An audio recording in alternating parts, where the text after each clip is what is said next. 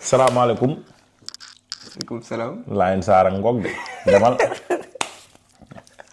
Bienvenue dans votre podcast de Process. Podcast de Taïdjini. C'est le premier épisode.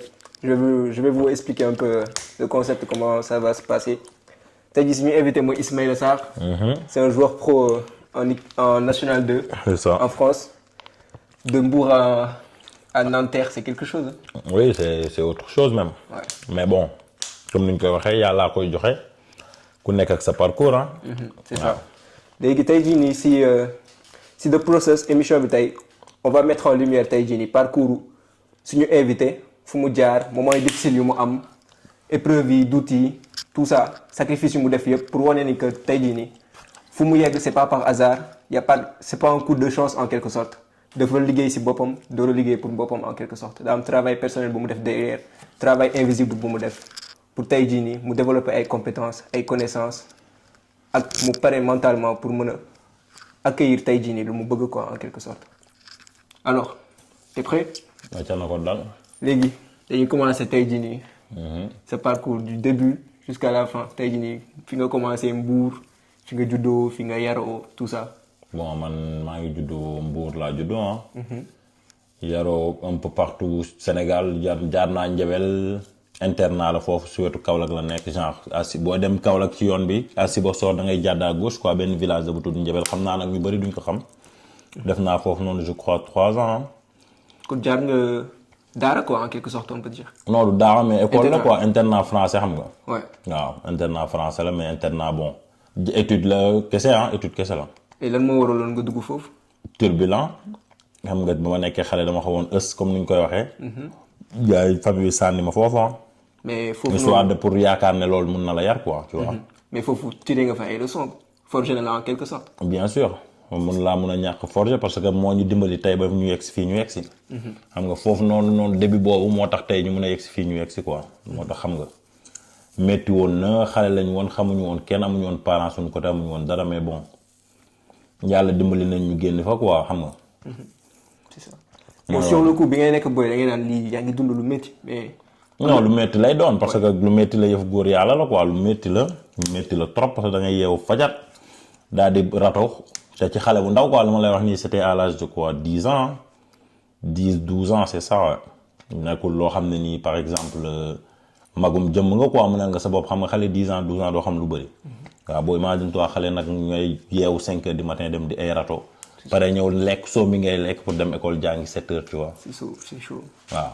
léegi yow loolu yëpp nga war a sûrement sur le moment da ngay naan lii situation bu négatif la lu tax man may aw fii nii des trucs genre comme ça mais yow tey jii nii am na benn mindset boo yoroon pour voilà quoi. mais loolu moo ma dimbali tey jii nii ba ma mën a dund biir Europe.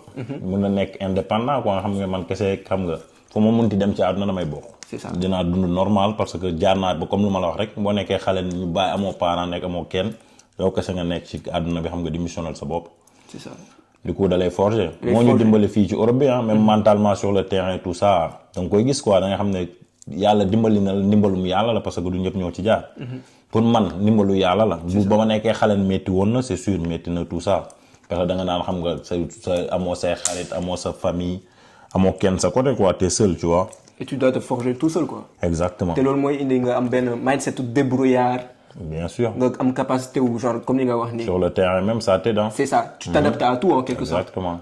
moo tax tey jii nii yow en quelque sorte yow yaa ngi doon incarné yow yaa ngi commencé wax ni yow situation bi ngay dund noonu.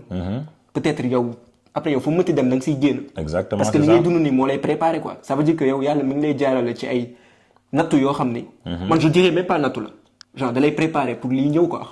leer. c'était ça hein, en vrai. c'est ça loolu lañ naan the process. the process. voilà exactement. loolu yëpp mooy comme li ñu koy waxee rek mooy destin mooy lu yàlla bind ci nga li nga war a jaar pour nu doon góor yàlla ëllëg parce que xam nga. loolu moo ci jaarul woon tey jii ni du ma mën a bu ma ñëwee genre si Europe bi du ma mën a xam nga adopté wu xam nga dimbali na ma ci lu bëri quoi. dimbali ma déjà da nga le fait ngay loin sa parent xam nga da ngay teel responsable. te loolu xam nga boo ñëwee ci Europe bi te responsable loo da ngay tardé. c'est sûr parce que Europe bi ay responsable ñoo fi mën a nekk. boo responsable moom mënoo dem. mooy nga doon sa kilifa bopp quoi. exactement en quelque sorte. c'est ça. mais situation yu négatif yooyu yëpp moom. moi je dirais pas négatif la si boo ko accueillir positivement dans ta tête quoi mooy dans quelque sorte mooy li ñuy naan alhamdulilah quoi qu'il arrive. mais moom laa la wax moo tax ma ne la négatiful parce que yàlla moo lay jaarale foofu pour nga mën a yegg si fenn fi. pour nga yegg fenn yi foog nga jaar fenn fi comme ni ñu koy waxee xam nga munoo ñëw rek genre dem 10e étage te jaaroo ci escalier loolu moom mooy escalier wu train de vie mooy life quoi loolu moom mooy àdduna noonu la demee foog nga am ci looy jaar mais yow yaa xool nooy jëlee moment boobu noonu def ko mu positif pour nga mun cee tirer des leçons. c'est ça. tu vois. parce que ñun ñëpp dañoo on est né pour briller en quelque sorte. c'est ça. léegi yow tey jii nii yow fan la déclic bi ñëwee nga ne yow tey jii nii faaw ma nekk basketteur pro. waaw ma nekk basketteur pro genre mais affaire bi njëbel dama faa jaar cof fa rek benn 3 ans. après gars yi ma paree foofu noonu ci lañ ma yóbbu Palmarin benn dëkk séeréer la Palmarin tu vois. et là-bas aussi c'était chaud parce que comme ma la wax nekkoo ak ses parents sa kër mbokk lañ lay joxe boobu di woon internat quoi sama benn kër mbokk lañ ma joxe woon xam nga. tu dois te réveiller genre à 14 ans tu devais te lever dox genre 8 kilomètres aller 8 kilomètres retour pour école ça fait 16 kilomètres ci xale. Ouais. 14 ans laa lay wax ouais.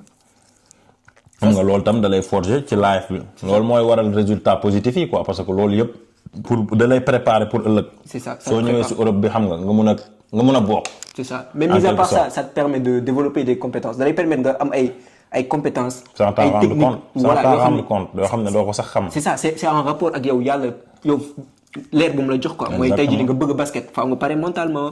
faaw nga discipliné faaw nga génn sa zone de confort te loolu yàlla préparé na la ko en quelque sorte. c'est ça mooy genre moment difficile nga mais je dirais même pas moment difficile comme t'as dit hein. c'est un processus. enjoy the process. profiter si processus bi. exactement nga xam ne lii c'est quelque chose de bien pour toi quoi. C'était ça en quelque sorte. mais c'est ça du coup foofu Palmarin fa laa commencé genre basket ku ci école bi tu vois récréation commencé basket ak gars yi juste pour. parce que xamoon naa njool quoi. tu vois parce que man sama papa dafa njool déjà suñu famille ñun ñëpp dañu njool. du coup maa ngi commencé woon 14 ans di xam nga mesurer ay 1 mètre ouais on peut dire 1 mètre 80 tu vois des trucs comme ça. du coup t'es grand quoi xam nga. ouais à 14 ans après ma commencé voilà ma commencé nag di basketu mbedd nii rek basket di ko foowee quoi. du coup bu ma ñëwoon vacances Mbour c'est là j'ai commencé à jouer au basket dem si benn centre pour di jàng basket quoi. ba ma ñëwee Mbour commencé dem si benn centre bu ñuy wax Buuba. tu vois foofu laa commencé jàng basket après ouais. ça c'est passé comme ça foofu nga commencé xam yow tey jii nii lan la yàlla may quoi. exactement. te après loolu da nga def introspection genre wét nga sa bopp wax ni yow fii laa bëgg a yegg teg nga sa ay bopp ay. si mais après au début basket bi dama doon ko def juste pour xaar fen boobu xaw ma woon lan laa bëggoon quoi du ma la fen. à 14 ans boobu mënuma la wax ne man mun naa dem jouer ji pro wala li dama doon basket rek. gis naa basket neex ma gis naa am naa grand yu ma bokkaloon koñ xam nga. ñu mën a basket te suma koñ foofu ma dëkk fa la collège Saint-Esprit nekk quoi bu Mbour. et collège Saint-Esprit Mbour foofu la gars yi doon basket avant. du coup ñun terrain Sénégal ñëpp ay footballeur lañ man footballeur laa woon. terrain football bi ak basket bi ñoo collé woon du coup bu ñu joué woon foot. comme tous les jours ñëw entraîner ci football nekkoon naa ci école football di góolu tu vois. di góol waaw gars yi di góolu yenn saa yi gars yi jël le dimanche gañ ca moo ni nga góolu. du coup lu ma góoloo ba ñu pare entraînement ay 17 heures yooyu ñu pare ma toog seetaan basket bi neexoon ma quoi en même temps maa ngi doon defaale basket un peu tu vois. mais dama doon góol bi laa doon bëgg quoi xam nga rek Sénégal ñoom football la ñuy gën a bëgg que basket parce que doo xam basket bi quoi mu demee. du coup après ñu commencé def ay lancer franc xaalis. tu vois comme Sénégal ay gañ sa morning yooyu nga 100 francs juróom ñu def lancer franc affaire bi parce que bi commencé maa neex nag. du coup ma commencé xam nga gën cee dem au fond bàyyi football bi. nekk ci basket bi à fond quoi. et léegi yow moment boobu noonu. est-ce que sa entourage tes parents wala sa famille ils t'ont accompagné à ça wala bi nga leen waxee ils t'ont pris au sérieux ou pas. non gars yi duñ la prendre au sérieux la plupart du temps parce que ñoom jàng lañ bëgg Sénégal ñoom dañuy jur ba pare wutal ñu yoon. nga xam nga yàlla moom daf la ñu fay wàccee ku nekk sa yoon quoi. ku nekk am na fi nga war a aw mais ñun ñëpp dañu pour nga teg ci live bi. tu vois mais loolu la ci famille sénégalais yëpp. dañ naan na nga jàng. xam nga jàng la gars yi gënoon focus quoi pour ma jàng ma bàyyi basket bi amul ma njëriñ tu vois.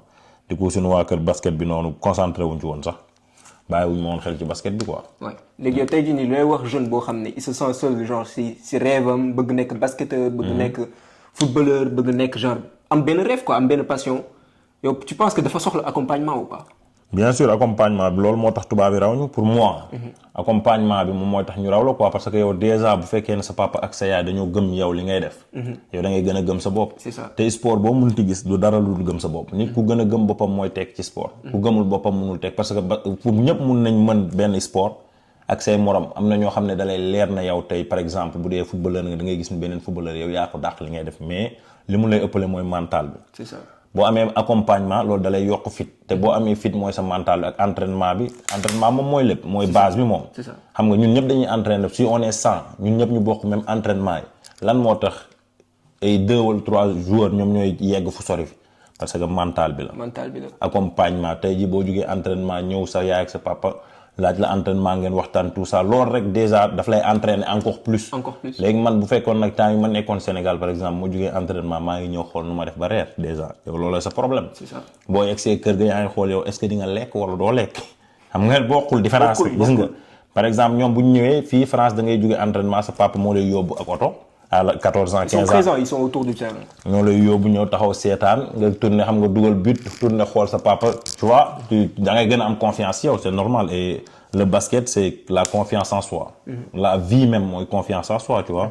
mais après man lan moo ma jox confiance en moi boobu noonu mooy parcours bu ma jaar. mooy préparation bi. voilà comme Ibrahima nu mu ko waxee woon. Confidence comes from preparation. Ndiabel palmarin t'as pas de parents t'es seul tu dois vivre seul. tu dois être débrouillard. loolu mooy confiance en soi bi ci yow. parce que pour nga am confiance en toi foog nga war a mun a defal sa bopp nga xam ne yaa fi sës. tu vois xam nga boo demee tey par exemple bu ma génnoon ci mbedd bi gaynde dàqe ma gis miiru 2 mètres ma xam ne faaw ma tëb ko pour mun a dem j'ai pas le choix. moo fa sës sinon daf may lekk. c'est ça. voilà noonu la demee life bi. ma nekkee xale loolu la woon quoi 14 ans te j'étais seul tu vois. du coup fallait que ma gëm sama bopp pour mun a exister ci monde bi ma nekkoon quoi. c'est ça. tu vois léegi loolu nag moo ma dimbali ba ma ñëwee ci Europe bi ci basket bi mu yomb ci man. tu vois parce que yow tey jii nii. li nga fa doon dund bi nga fi ñëwee solitude boobu nga am fii. exactement te solitude boobu noonu yow dundoon nga ko avant mooy bi ngay nekk Njabel. solitude bi ngay débrouiller wu di dox 8 kilomètres aller 8 kilomètres retour. moo la permettre nga développer ay compétences comme ce soit discipline bi. c'est ça. mindset bi positif bi te loolu c'est les bases hein. c'est ça. c'est les bases. parce que après bi nga fi ñëwee fii nii tu t'es adapté facilement. Exactement. même si amoon ngay situation yu difficile mais tu te dis que voilà quoi c'est le processus. c'est ça c'est ça. c'est ça c'est exactement ça. léegi yow tey jii nii après bi nga commencé di basket ci école de foot boobu ci école de basket boobu. commencé nga créer sa entourage ou je sais pas moi. oui après ba ma commencé basket ci fu ma lay wax noonu buuba fu ma commencé basket. bu ma fa basketé genre 1 an 2 ans on commençait à faire des tournois de basket avec mooy yeneen club yi quoi yeneen club de basket yi tu vois. bu ñu defee ay tournois entre jeunes ci laa xamante ak sama xarit bi maintenant mon meilleur ami tu vois ku ñuy wax Ibou Faye. du coup foofu lañ xamante ci biir basket boobu mu ne ma mais yow ñun sa morom yi ñun ñoo ngi fii nii lan ngay def fële ne parce que man fu ma nekkoon amoon na niveau mais pas tu vois pas trop foofu genre fu maa fa nekkoon genre le meilleur quoi parce que fa laa nekkoon tu vois man kese la woon quoi am moo woon ñoo xam ne dama doon concurrent ak ñoom vraiment. du coup aussi la ma ébbu ne ma mais ñëwal CEDEPS affaire yooyu foofu la ñuy basketter li wëg lii patati patata tu vois c'est comme ça j'ai commencé foofu laa dem foofu commencé traîner avec des basketteurs maintenant tu vois. ànd ak entourage mooy ñooñu basketteurs yi ñu bokk même vision de vue mooy basket rek. basket tu vois c'est ça quoi. mooy par exemple tey jii nii gal Sénégal da ngay ñëw wax kenn par exemple li nga bëgg a nekk. mu indi la comme nos parents par exemple da ngay naan lii laa bëgg a nekk mu indi la risques yi si nekk négatif yëpp yu si nekk la koy indi. au lieu moom mu jox la genre li nga soxla pour réussir ko. mooy accompagnement boobu. waaw accompagnement mooy confiance en soi. c'est ça parce que nit ko amul confiance en lui-même. il peut pas te faire tu vois il peut pas te donner confiance parce que loolu comme entourage dafa am solo quoi parce que nit ki tey jii booy teree nag ay basketteurs c'est normal que boo leen toogee basket ngeen di wax. boo leen di fo sax ay fo basket ngeen di jéem a fo tout ça ça te permet ça te prépare tu vois. ça te prépare mais boo bëggee nekk basketteur par exemple di ànd ak ay footeux boo jugee fii nii dem ci foot bi concentré wu ci foot bi après nga ñëwaat concentré waat ci basket bi tu vois c'est un peu chaud. sa esprit bi dafay. tu vois c'est énergie bi sax du c'est ça foog nga jéem a xam nga en plus entourage c'est tout hein. entourage moom mooy lépp. soo amee entourage bu baax di nga sori quoi. di nga sori c'est obligé. entourage bu positif tu c'est ça entourage bu négatif ça mais yow tey jii nii ban prise de recul nga def pour xam entourage bu lay jëmloo kanam. non mais après tu le vois di nga gis genre fu nga bëgg a dem genre après day dem sax ba doon lu naturel quoi parce que bu fekkee da ngaa bëgg li ngay def. tu vois parce que man ba ma commencé di basket après man dama ko bëgg quoi xam nga dafa affaire doo xam ne dafa bokk ci man. tu vois dama ko bëgg. du coup da ngay jéem a découvrir luy basket vraiment parce que xam nga Sénégal da ngay basket rek xam basket moom dañuy wax basket pour basket nii rek mais bon tu vois c'est pas pareil quoi Sénégal ak fii da nga koy gis. du coup da ngay ànd ak ay basketteurs commencé nekk ci monde basket quoi. du coup xam nga même say xarit sax ay basketteurs la ñuy mujjee doon parce que munoo après doo am temps pour leneen quoi. pour leneen parce que en plus quand t'es petit xam nga rek boo nekkee xale. li sa yow xale li nga bëgg rek moom ngay topp. tu vois loolu la du coup ay xaritu basketteur ngay am tout ça loolu mooy doon sa entourage quoi. c'est ça comme ñëpp rek par exemple bu mu joxe nii lépp loo bëgg nekk rek faaw nga incarné ko. nga bëgg nekk entrepreneur bëgg nekk docteur bëgg nekk lii faaw nga ànd ak ñoo xam ni même yoon boobu la ñuy jëm. ba pare booy laajte ay conseils faaw mu doon nit yoo xam ne ñi ngay laaj conseil ñu nekk ci domaine boobu noonu ñu réussir ci domaine boobu. c'est ça. léegi incarnation bi fan la commencé mooy tey jii nii. nga ne docteur nga bëgg a nekk wala athlète wala des gens comme ça nga copier lépp loolu la ñuy naan la loi de l'attraction comme genre nga attiré nga créer environnement bi am environnement wu docteur comme boo bëggee nekk docteur di xalaat comme docteur di am ay habitudes du docteur am mindset du docteur à la fin tu deviens docteur. c'est sûr parce que créer nga environnement bi. loolu moo koy attiré c'est ça c'est simple. loolu la Isma di essayer expliquer noonu. loo bëgg nekk mën nga ko nekk ci àdduna. sky is the limit. y a pas de limite. amul limite. foo comme ni ñu koy waxee Sénégal foo yemal sa bopp yaa fa yem. yaa fa yemal sa bopp de. waaw àdduna bi daal ñëpp la yàlla yemale daal daf ñëw bind teg ñu fi. ku nekk li nga gëm boo ko bëggee wóolu ko ci mu dimbali la. kese yàlla ñëpp la fi nekkal de. c'est ça ñëpp tout le monde. loo bëgg daal boo ko gëmee vraiment mais foog nga loolay problème bi nag loolu la ñu rawante. moom mooy def différence bi entre. gars yi mag a mag yi ngay gis comme genre ay ñoom Messi Cristiano Ronaldo ak ñun loolu moom mooy différence bi parce que ñoom daa am loo xam ne ni benn vision lañ gis te moom kese la amul leneen vision bi nii amul leneen vision bi nii moom lañ gëm mais ngëm-ngëm la te loolu c'est très très profond du loo xam ne sax da nga ko mën a expliquer quoi. c'est ça parce que ngëm-ngëm la donc foog nga gëm ko day def day sacrifice yu mu laaj yëpp foog nga jox ko amoo choix bi t'as pas le choix. liggéey ci sa bopp door a liggéey pour sa bopp sinon bu fekkee da nga ko bëgg vraiment même boo ko bëggee sax après comme lu gars yi di wax sacrifice moi je trouve pas que c'est des sacrifices. parce que loolu c'est après c'est un train de vie. tu vois train de vie c'est ça. train de vie la quoi boo yeewoo nga xëy dem entraîner ji. tu vois parce que da nga ko bëgg. tu vois doo xaar nit ñu ne la demal nga entraîner ou quelque chose. non parce que yow da nga ko bëgg quoi. du affaire da nga koy def sax parce que même da ngay jël plaisir pour dem entraînement. mais boo demee ba toog di siixi sàkk naan tey damaa sonn nag damaa kii c'est mort comme li ngay wax ni bu nekkee sa humeur yi genre. T'es pas d'humeur, ça nous arrive en tant qu'athlète parce que moi je suis un footballeur yow t'es un basketteur des fois ça t'arrive nga nekk hiver mu sedd t'as pas envie d'aller wala nga jugee liggéey ñëw t'es pas d'humeur mais foofu la discipline bi di entrer en jeu c'est ça la discipline. Exactement. mais tu dois le faire t'es obligé just do it. T'as pas le choix. T'as pas le choix tu le fais. C'est ton boulot. T'es fatigué. C'est un train de vie. C'est ça tu le fais bam tu le fais foofu la ñuy rawante ñun ñëpp. genre différence bi foofu la comme tey jii teg nañ koy waxee ça consistant en quelque sorte. loolu moom laa mooy comme sa train de vie lay bokk quoi. du loo xam ne ni da nga ko war a obligé def. tu vois xam nga tey ji boo yeewoo par exemple nga yeewu di ndekki. xam nga sa vie la bokk. parce que sport noonu la demee boo nekkee ci benn sport yeewu dem entraînement sa vie la bokk. genre du loo xam ne ni da ngay am ay négociations ay di choix de non sa vie la bu ndekki añ reer ci nit la bokk doomu aadama sportif ci. entraînement ci loolu comme benn loolu c'est pareil. c'est ça c'est pareil noonu nga ko boo ko gisee boo amee vision boobu rek amul lu la mën a tere réussir. amul lu mën a tere xanaa suñu borom. c'est ça mooy décider de toute façon mais suñu borom boo defee lépp li la war mu jox la li nga. war c'est ça. àdduna bi loolu la parce que ñun ñëpp am nañ plan. mais il y a le plan de Dieu à côté. exactement te man je me dis que le plan de Dieu genre plan wu yàlla. c'est mieux que notre plan. genre c'est notre plan en mieux. c'est pas que yow yàlla tegal na la ay affaires yoo xam ne c'est contraire à ton plan rek. que du la jox li nga bëgg. mais mon plan moom fu mu lay awalee moo lay préparer pour nga mën a am yegg fi nga yegg yow tey jii par exemple njëbel yow ku la waxoon ni genre yow tey jii njëbel ak yow sa plan. c'était diamétralement opposé. tu vois yow sa plan ngi ne. njëbel ak sa internat bi et tout mi ngi côté bële. ça veut dire que les doutes genre remise en question bi ça arrive. mais foofu si tu crois en Dieu gëm yàlla bi foofu la entrer en jeu. genre t'as confiance au processus tu restes positif durant ce moment-là. genre moment négatif yooyu tu te dis attends man fii nii yàlla la ma fi essayer jàngal. ban leçon laa fi war a tirer ban compétence laa fi war a gën a développer. te compétence bi si développer wax nga ko sànq. adaptation autodiscipline kilifteef nga am kilifa doon sa kilifa bopp. te exigeant avec toi-même. doo xaar ko la ne jugal dem entraînement. du coup loolu t'as vu commencé opposé ak yow tey jii nii yow fi nga bëggoon dem. ça veut dire que le plan de Dieu c'est notre plan en quelque sorte. c'est juste que nu ñu koy accueillir leen. parce que Sénégal ku ñu yàlla teg dañ ma liggéey bu yenn bi. c'est ça le problème c'est ça le problème. Je suis d'accord avec toi noonu la demee. léegi yow tey jii nii par exemple yaa ngi mel ne Jebel entourage bi ñoom Ibou Faye des trucs genre comme ça da nga doon taxawaalu que da ngay doon ànd ak ay genre entourage basketteur nga amoon. mais c'est simple entourage basketteur tu deviens basketteur. et ça moom laa la wax. wax nañ si entourage bi après wax nañ si famille bi. léegi yow après ban championnat nga football def joué nga championnat. joué naa Mbour basket waaw. Mbour basket. joué naa Mbour basket. après foofu c'était comment. bon c'est Sénégal hein, tu connais mais léegi basket bi xaw na développé tuuti. du coup mais après comme li ma la wax dañu doon ko def parce que dañoo nekkoon ay jeunes yoo xam ne ni dañoo bëggoon basket.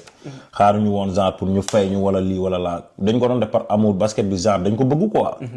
suñu life la ci ñun la bokk tu vois. du coup dañ koy def pour basket pour plaisir pour jouer tu vois. dañoo bëggoon basket moo tax ñu doon basket joué naa Mbour basket. on a fait tournoi de montée à Dakar on est monté même en première division tu vois.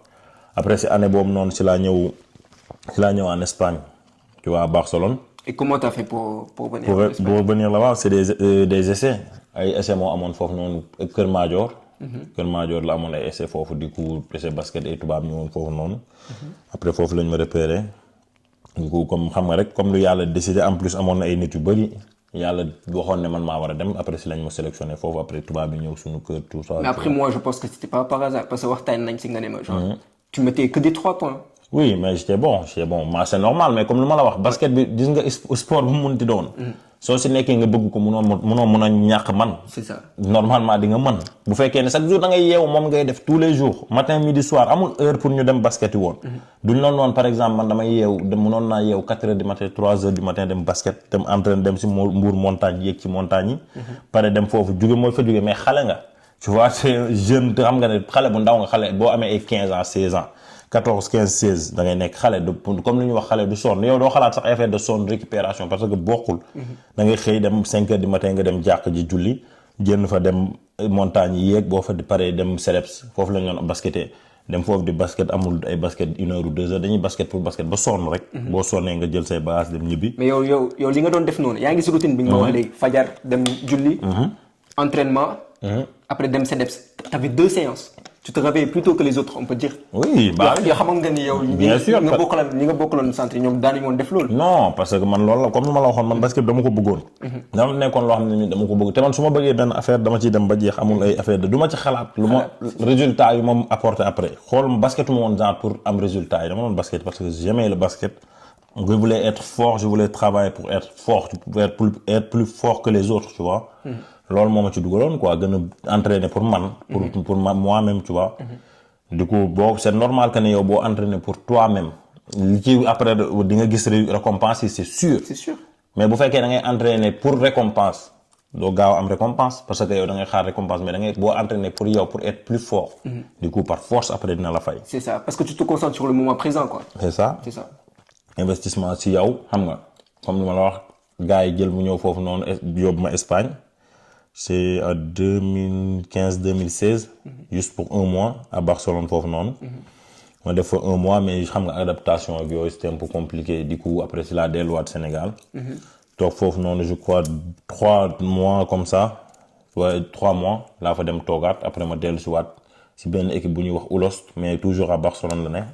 si benn équipe bu ñu ne Oulost foofu laa def genre 1 an tu vois jouer fa ci championnat. xamatuma sax na junior la je crois cadet junior daan. cadet junior la woon. moo joué foofu noonu championnat cadet junior benn année. après si laa ñëw France comme mooy sama xarit boobu ma lay wax Ibou. moom moo ne woon France après si ne mu ne ñëwal France tout ça basket bi ça se passe bien machin. Ouais. du coup après si laa ñëw France. mais quand t'étais en Espagne t'avais quel âge? Là-bas c'était en 2000 je sais même plus c'était 2000 quoi je crois c'est là j'avais 16 ans comme ça. Ouais. 16 ans, ouais. 16 ans, tu t'es loin de tes parents et tout. Ça oui, t'es loin de c'est ça. Mais après, moi, chance moi am mooy comme l'on l'a wax au début. Au début, Ndiabel Palmarin. c'est ça. Sama life presque mën naa la wax ne defuma 10 ans yoo xam ne nii j'ai vécu avec 10 ans yoo xam ne chaque année maa ngi ak sama parents tu vois ce que je veux dire. yàlla noonu la démarré sama vie quoi tu vois du coup ba ma ñëwee fii métti woon na mais je m'adapte. tu vois parce que am naa voilà dund naa sax lu gën a métti déjà balaa maa egg fii. tu vois parce que man ba ma ñëwee fii Oulos t'avais tout on avait une maison tu vois am chauffeur am du lekk restaurant normal tranquille amoo souci quoi. là-bas j'étais bien tu tu vois après da ngay yaakaar ne sax Europe loolu la noonu la demee te Europe tam demeewul noonu. tu vois noonu c'est ça. parce que loolu xale laa woon am chance boobu noonu xam nga ne ci benn club boo xam ne le président il était bien. il nous mettait bien du coup xam nga soxlawuñu woon dara quoi ñu ngi doon baax. du coup après si laa jógee foofu noonu ñëw Toulon hier Toulon en Espoir Pro ci laa commencé jouer ci Espoir Pro yi commencé côtoyer pro di entraîner ak pro yi di jouer Espoir tu vois commencé dugg nag ci monde pro bi.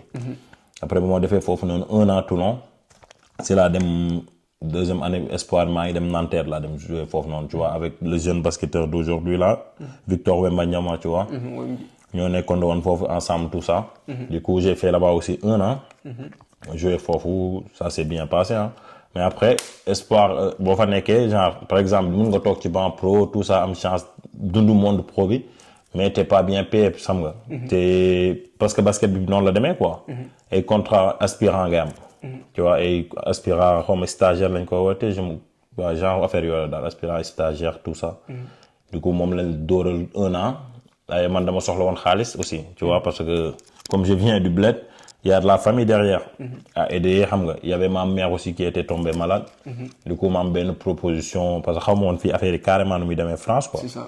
ma am benn proposition ak tuuti xaalis en national 3 xam nga mu gënoon mu triplé woon lu ma doon fayeeku Nanterre quoi après si laa dem foofu ma dem pour essayer d'aider ta maman quoi. exactement pour la daronne pour la famille xam nga mooy loolu après si laa joué national 3 foofu noonu avec le Covid machin je tournais à 20 points après je sortais de Espoir laa nekkoon quoi. T'étais en forme. j'étais en forme boobu ouais. À ton prime quoi. c'est ça nga nekk xale xam nga boobu après ma ñëw foofu c'était facile mais bon comme ma la wax boobu après entraînement yi bokk parce que national 3 entraînement yi genre c'est 3 fois par semaine te Espoir 3 c'est 2 fois par jour tu vois fait 3 fois par semaine là puis 2 fois par jour ça veut dire que tu fais non 3 fois même par jour parce que da ngay yeewu chaque jour à 9h musculation à 11h tu vas faire shooting 11h midi après le soir 16h 18h entraînement tu vois des fois tu pouvais faire 16h 18h c'est avec les pros 16h 18h après 18h 20h avec les Espoirs des fois on faisait ça aussi tu vois léegi bu ma ñëwee fii nag 3 fois par semaine du coup basket bi commencé gëm down parce que du ma naan mais affaire nu mu demee nii c'est ça. mais du coup comme maa ngi doon fayeeku un peu et yamoon naa accès à la salle foofu laa gën a sax trouver sama jeu parce que dama doon gën a entraîner man kese. commencé gën a nag di gën a concentré wu sama basket man tu vois. di visualiser des trucs exactement di xool sama basket lan laa ci mën a gën a yokk man kese. amoon naa temps pour man quoi. Ouais. après le Covid est venu aussi en 2020 non c'était. ouais 2020 Covid bi ñëw basket bi arrêté du coup mais j'étais resté là-bas toujours en national 3. mais tey jii nii yow tu m'as dit que t'as fait une année au Toulon. Toulon oui hier Ouais. Toulon ouais. Toulon. foofu la fa dund. Toulon c'était bien hein. En vrai de vrai c'était bien Toulon ouais. Parce que foofu noonu dama doon entraîner ci pro yi boobu laa soog a dund monde pro quoi. dama doon entraîner chaque jour ci pro rek laa entraîner dama doon rarement laa entraîner ak Espoir yi du coup après dama doon jouer Espoir chaque samedi. des fois ma toog ci banc pro yi aussi. tu vois mais Toulon oui dund naa fa dund bu neex ah. c'était bien en vrai. mais ici en Europe ban période moo nekkoon sa moment les plus difficiles en quelque sorte. c'est le Covid ah. ah oui Covid bi day difficile parce que comme basket day stoppé. en plus da nga war a aider la famille au bled. en plus il y a plus de salaire. du coup c'est chaud. Covid bi c'était chaud mais bon xam nga ñun moom yàlla dañoo yàgg dimbali moom. ci ndimbalu yàlla rek da nga ciy génn après ah. ouais mais après oui c'était 2020 comme ça un peu c'était un peu compliqué mais après ça va en vrai. musuma dund daal vraiment des vraies galères comme lu may gis ci fii ñu yenn noirs yi dund moom yàlla épargné na ma ci moom wax dëgg. côté boobu moom mooy loolu. et t'as fait Toulon. après nga dem Nanterre. Nanterre waaw après c'est là dem Valence sur Baïs. N3 foofu ma lay wax national 3. après foofu si lañ ma benn national 2 repéré à côté dans un village à côté à Mont-de-Marsan. Ouais, c'est là où on s'est rencontrés. exactement foofu ñu fa la ñu rencontré tu vois. du coup foofu laa dem national 2 à Mont-Gaillard. joué fa national 2. tu vois après dem stade Montois commencé nag si monde national 2 bi quoi. tu vois parce que aussi xaalis bi laa gën a topp instant yi tu vois. club bu ma proposé plus fa laay dem quoi. tu vois instant yi moo loolu. c'est bi nga commencé fayeeku pour aider ta famille et tout ça. comme tu vois. foofu noonu. t'as pris une décision bu décisive parce que yow yaa ngi Espoir Pro. Espoir Pro mais tu m'as dit que il te payait pas trop bien tu vois. non il paye pas bien parce que xam nga boo nekkee espoir pro da ngay entraîner pour doon pro quoi xaalis bi du la gën a ñor. mais ñun man par exemple ak sama yeneen morom africain. da nga am famille au bled quoi yoo xam ne da nga leen war a dimbali. du coup yow ñun man xaalis bi laa gën a topp que xooloon sama carrière pro bi quoi aussi. C'est ça. tu vois man xaalis bi laa gënoon topp. Et ça, tu penses que. Est-ce que tu étais tout seul, non? T'avais j'étais un tout agent, seul. mais t'avais pas quelqu'un qui t'accompagnait par rapport à. oui j'avais un agent mais après agent yi fii ñoom seen intérêt bopp la ñuy xool. C'est ça. agent yi la plupart du temps 90% yi xanaa ñoom ñu bëgg la vraiment ngeen yàgg ñu grandir tout ça tu vois mais sinon après le monde pro ñoom dañuy xool rek ñoom fu ñu gën des fois ñoo xam ne fu ñu gën a mën a amee xaalis ci yow loolu la ñuy xool ah. Parce que t'étais en Nanterre, hein? c'est ça j'étais en C'est Nanterre ça. ouais. Mais au bout non, tu devais prendre soin de ta maman parce qu'elle était malade. C'est ça. T'as vu? Et tu devais subvenir aux besoins de ta famille aussi. C'est Il exactement. fallait trouver mieux. T'étais obligé, comme t'étais au dos au mur, comme les mots c'est ça que je t'ai dit dos au mur. Dos au mur. Les gars, décision au bout non. Regret là, ou genre, du regret. non man mënumaa regretter dara sama life. déggoo fu ma jógee xanaa. fan laa jógee njabel laa la wax. njabel ba fii nga may wax regret lu may regretter mënumaa regretter.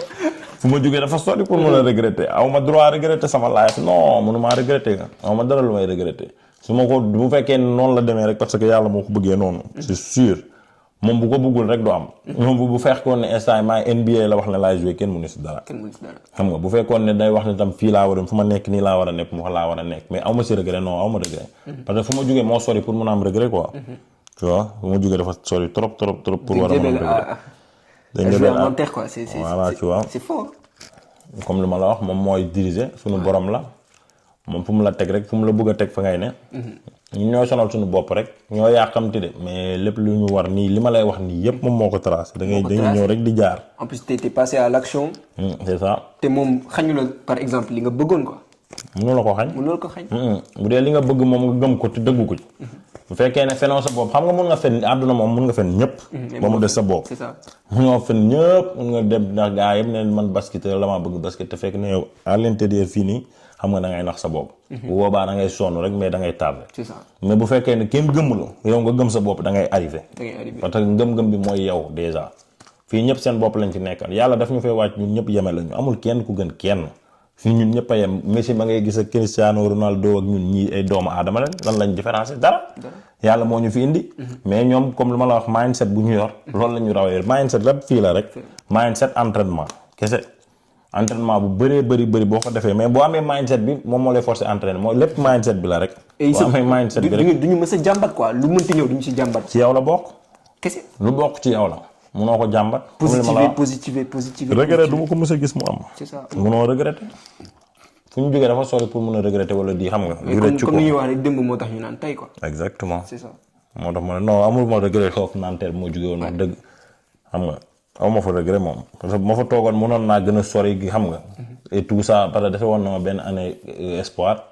tu vois amoon naa chance def espoir après parce que Nanterre dafa fusionné woon ak benn club N1 mënoon naa jouer espoir ak di jouer wala Real Malmaison N1. mais bon amul parce que yàlla bugg ko. parce que tamit xaalis bi laa am xool aussi fële ne. ouais parce que fallait. waaw fële dama soxla woon xaalis boobu quoi tu vois. après cela dem foofu pour xaalis. bi nga demee. nga fait nga jógee fële ne dem fii. oui. non même pas dama am coup dur parce que fee man ba ma fay dem maa ngi naan dina am xaalis plus. maa ngi naan man xaw ma après xaw ma luy national 3 déjà ba ma fay dem. pour te dire la vérité. pour man basket la je pense en senior. parce que fee espoir la woon pro A tu vois fii je pense en senior je joue avec des hommes parce que national 3 aussi. c'est pas tu vois c'est du niveau bu nul et gars yoo xam ne ancien pro nga fay fekk ñoo xam ne dañoo jouer peut-être am nañ âge ay 30 ans 35 ans mais jouer nañ pro ils sont durs ils sont prêts tu vois du da ngay ñëw rek dox seen kaw non le national 3 national 2 aussi c'est un bon niveau parce que c'est pro hein national 2 c'est pro tu vois mais am na national 3 yoo xam ne sax pro la aussi parce que tu vis du basket quoi. oui c'est ça tu vis du basket même t'as des contrats professionnels quoi contrats de travail. Du coup c'est pro c'est le monde pro da ngay entraîner normal mais national 2 bi da ngay entraîner normal tous les jours hein. Matin et midi comme cette année là je m'entraînais midi et le soir 20h c'était ou 18h 2 séances plus muscu obligatoire. C'est ça. Parce que t'as la carte si tu pars pas t'es sanctionné. C'est ça. Et samedi t'as match. te loolu monde pro la. bah oui tu t'es préparé avant ça. oui c'est ça. comme li ma la wax rek mooy bëgg-bëgg bi. bëgg-bëgg bi. boo ko bëggee rek après affaire day nekk lu naturel ci yow quoi. léegi yow intro bi nga nekkoon noonu yaa ngi demal bul ma yëpp si la boo xamee ne tam li mooy bonus yi après booy dugal bonus. Bonus yi. Tu vois moi j'aime mon quartier tu vois. Oh, tu vois. J'ai comme mon quartier tu vois. Voilà demal tu vois. Beut kay. Beut demal tu vois. léegi yow bi nga jógee si N3 bi. N3 bi yow foofu noonu yaa ngi ma doon wax que ni tu tournais à 50 points par match. Non ay dam nay match yu ma doon dugal ay 50 parce que loolu après c'était vite fait parce que tu sortais de sport mais après 20 points de moyenne laa tourné tu vois la finir saison 20 points de moyenne après Covid bi ñëw si laa demee à National 2 à comment ça s'appelle au SMS Montgaillard avec beaucoup plus d'argent aussi avec plus de niveau SMS Montgaillard foofu moo c'est au stade Montois dans les Landes quoi. waaw mooy fu ñu rencontré ma ak ñu yow. rencontré exactement du coup foofu ça s'est bien passé hein. yow ni ñu rencontré sax loolu beneen signe sa yoon la rek li ngay genre énergie bi ngay attiré même nit yooyu noonu ngay attiré quoi. Exactement. bu nekkee athlète di xalaat comme athlète ay athlète la ngay attiré. Exact. xoolal jour bu ñu rencontré après ñu dem nekk colloque ma ak yow. ñu dëkk nga jox ma genre échelle yu may entraîné. tout ñu dem ba nekk vraiment voilà quoi. C'est la famille. C'est la famille. Exactement. C'est ça énergie boobu noonu mooy prôné moo lay tiré vers le haut. ñuy waxante dëgg.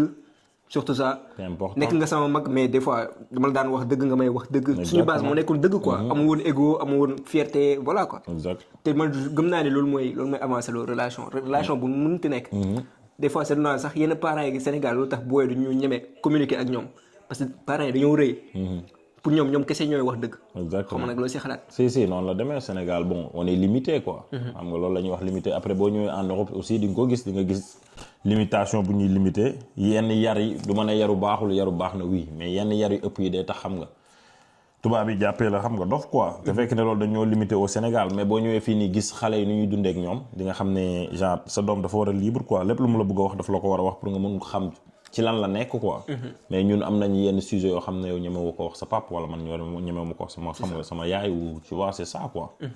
c'est comme ça quoi. te yar boobu noonu bu ñuy limité sax bu ñëwee fii nii bu nekkul genre koo xam ne am na fulla dëgg doo si génn. non mënoo parce see que génn fi tubaab dañ lay piétiner boo c'est ça demul. bah oui parce que t'es limité c'est ce que je te dis t'es limité une personne qui est limitée tu peux rien faire tu peux pas réussir. c'est ça. si t'es limité tu peux pas réussir dans la vie mais bu fekkee nag da ngaa libre xam nga libre li nga bëgg a def nga def ko. après yàlla lay mooy fit bi quoi mooy nga passer à l'action. C'est ça. bëgg nga mais du échec quoi. échec amul échec amul lépp leçon la rek. da ngay leçon la jàng. comme mooy mindset bu positif bi nga doon wax. ci biir échec bi force ay leçon ñoo ngi si. Exactement. leçon yooyu noonu ngay ne attends fi mbëkku naa fi da ngay jël recul. fa laa mbëkku fii laa mbëkku foofu laa war a améliorer ma améliorer ku ñëwaat encore. C'est ça. mooy sensu never give up bi ñuy wax. C'est n'abandonne ça. jamais. exactement c'est ça. exactement. léegi yow N3 bi. ba ma fa jógee si laa dem national de. National de à Montgaillard, ESMS, voilà. ESMS. après dem Stade Après, Montois. def un an SMS, ça s'est bien passé. On est parti en finale Coupe des Landes, tout ça, ça s'est super bien passé. Mais bon, après, Stade Montois, c'est plus grand, quoi. Xam nga salle bi en plus salle bi et tout, c'est ça, salle Euroleague pour basket du jigéen ñi. Du coup, loolu yëpp day compter quoi. Du coup, quand ils m'ont appelé, c'est là dem foofu par rapport ak genre. Parquet bu baax bi tout ça tu vois j'aimais vraiment jouer là-bas et ça s'est mal passé aussi quand je suis parti là-bas en National 2 amuñu woon équipe bu baax quoi du coup on est descendu en National 3 après c'est là jóge foofu noonu dem Rezé à Nantes tu vois première année à Rezé j'étais venu comme genre remplaçant quoi j'étais venu comme joueur remplaçant du coup après ma finir année bi j'ai montré avec peu de temps de jeu j'ai montré des trucs xam nga yoo xam ne gars yi xam mënoon nañ am yaakaar ci man. Après ils m'ont re-signé tu vois léegi bañ ma re-signé genre l'année qui suit après ma xam ne nag fii déjà moo bëggee toog deuxième année si même club bi te sama performance yokkul du ma am après ci basket bi li ma bëgg quoi après ci kanam tu vois. Du coup après toute l'été je me suis entraîné comme un fou. je me rappelle. Tu vois je faisais 3 séances par jour l'été pendant 3 mois comme ça. Tu vois, comme ça, la saison a commencé. J'étais au top, tu vois. J'étais au top. Samedi, C'est ça. line C'est ça. Chaque samedi, j'étais là au top. Mais bon, c'est le travail, hein. c'est ça. Amul leneen amul ay lu gars yi di gëm wala lii ak lii lépp travail la rek boo liggéeyee moom plus que c'est les autres c'est sûr que di nga am li ngay def ci terrain bi ñeneen duñ ko def. Logique. Et si tu travailles, tu seras récompensé. Moi, j'ai travaillé, de toute façon. Moi, je le dois la sueur de mon front. C'est ça. Et du coup, ouais, j'avais fait une belle saison là-bas, là. Du coup, comme le mal rek man après man joueur mel noonu quoi enveloppe bi laa gën a topp xam nga parce que man africain laa daa am ay mbokk yoo xam ne nii dama leen war a jàppale tu vois. C'est ça. du coup après c'est là jóge foofu noonu à Rezé ñu proposé ma mieux à Niokh niveau enveloppe du coup je suis venu à Niokh. comme par hasard ñu dajewaat fii. ñu dajewaat Niokh tu vois c'est vrai hein t'as vu. dajewaat football dajewaat basket. exactement c'est fou hein. yàlla indiwaat ñu fii. xam ne la vie mooy loolu yàlla mooy diriger daal ñun dañuy topp ci yoon bi rek. tracé da ko rëdd ba pare rek dañuy topp ci yoon bi waaw. noonu la demee du coup on est là à Rezé voilà. jeexagul de. pardon à Niokh. à Niokh plutôt, ouais. on est à Niokh du coup. du coup c'est là c'est quoi le projet. da ngay Le tëj sa projet- marque da ngay. Bon là pour le moment instant vacances lañ nekk nii en ce moment là. Je vais réfléchir par rapport à l'année prochaine quand même parce que la saison là. Ah, non. J'avais des hauts et des bas, mais plus de bas parce que le coach ça s'est pas bien passé et ça arrive c'est la vie hein. Des fois mën nga dem ci club coach bi du la bëgg. te comme lu ma la wax comme loolu yëpp fekkoon na man ren lu may dund ren fekk na ma pare depuis à l'âge de 12 ans. J'étais déjà prêt pour xam nga. dara du la saf quoi. waaw merci beaucoup du coup bu ñu la ñëwee fii gars yi di def ay affaire de xam nga favoritisme affaire yooyu noonu mënul ñàkk des fois ça peut arriver dans la vie. Il y a des coachs ils voient que leur tu vois kii laa soxla kii laa gis moom laa gis quoi. Du coup ça s'est pas bien passé mais am na ay matchs yoo xam ne quand même j'ai quelques j'étais de là, bons matchs j'étais là, parce que tu vois parce que comme je suis un bon joueur quand même il faut le dire hein, c'est la vérité. c'est ça. Comme je suis un bon joueur bi ma mayee tout le temps de jeu dinaa wane li ma mën quoi. Et des fois les grands matchs ils te mettaient dedans. Hein, parce qu'ils ça. savaient qu'il y avait que toi qui pouvais résister à mais ces genres de toute matchs. façon, Bah oui t'étais là carrément. t'as tout vu C'est ça. du coup waaw voilà léegi la saison bi comme jeex na léegi damay bëgg a xam nga toog réfléchir dem xool famille bi tout ça réfléchir pour Ressourcer voir wu. waaw ressourcer wu après xool carrément projet boo xam ne nii dafa dina gën a intéressant quoi parce que xaalis neex na ngay jouer pour xaalis oui mais bu fekkee ne doo jouer booy jouer doo am plaisir ci jeu bi tam au bout d'un moment comme on n'a pas de famille aussi en Europe tu vois nga pare samedi soir ñëw sa gàlle yow kese nga ñëw toog xam nga c'est chaud quand même C'est tu chaud, vois c'est chaud. c'est très très Foog nga chaud am entourage bi waxtaan ak yow. Exactement. c'est ça. C'est ça. mais loolu yëpp comme li nga wax au début dundoon nga ko. Exact. solitude bi. moo tax tey foofu nga nekk. mënul ñàkk tey jii nii loolu boo ko dundul woon boo ñëwee fii affaire bi du la jig mën nga dugg dépression mën nga nekk fii bien di sûr jël yenn drogue yi. mais am na ay moo tax beaucoup de gens yoo xam Voilà. ne da ngay dajeek ñoom c'est ça hein. c'est ça. parce que mais bon c'est comme ça Ouais. chacun son destin comme na ko gars yi di waxee Et voici les gars c'est Line Sarr Ismaïla Sarr. maa ngi nii de dinaa dugal Instagram am. aca tout ngeen dem suivre ko. na ko dal Voilà c'est mon big frérot quoi. c'est ça Voilà, c'est la familia c'est la famille. tu connais émission bi dina gën a continuer. ça Dans va le toucher bon. ça va toucher tous les modèles de réussite. du ay voilà ay pro ay stars. bien vrai que ni loolu la ñuy viser après mais tous les modèles de réussite quoi. Exactement. genre que soit nga nekk boulanger entrepreneur père de famille tout ñëpp la ñuy invité ku nekk am na parcours am na jàngat bu mu si mën a wax. C'est ça. tey jii nii jàngat bu nekk am na tey jii nii koo xam ne mi ngi koy dund métit bu nekk am na koo xam ne tey jii nii mi ngi koy dund xamul yan microtâche lay teg pour génn si peut-être mindset bu négatif la pour ba du gis tey jii nii lu mu war a développer intérieurement lu mu war a développer personnellement. Du coup tey jii nii podcast bi on va entrer vraiment dans le vif du sujet quoi du ñu wax seulement parcours mais dañuy wax microtâches yi nan nga koy développer compétences yi et cetera et cetera et cetera c'est plus profond que ça quoi. exact Allez les gars à suivre. yes sir Trust in the process, trust in the plan. Chasing my goals, so I gotta go ham. Stay diligent, militant, making moves, I'm vigilant, stick to the plan. Nobody's coming to save you, my brody, just get to the bag. My sis, my brother, my act. Stay focused, follow your plan. Follow your plan, follow your dreams and get to the bag. What's the verdict? Just get to the bag. I'm determined, just get to the track. Avoid the vermin with the snakes of the trap. Stand ovation, you hear that clap. Level up fast, so they call that.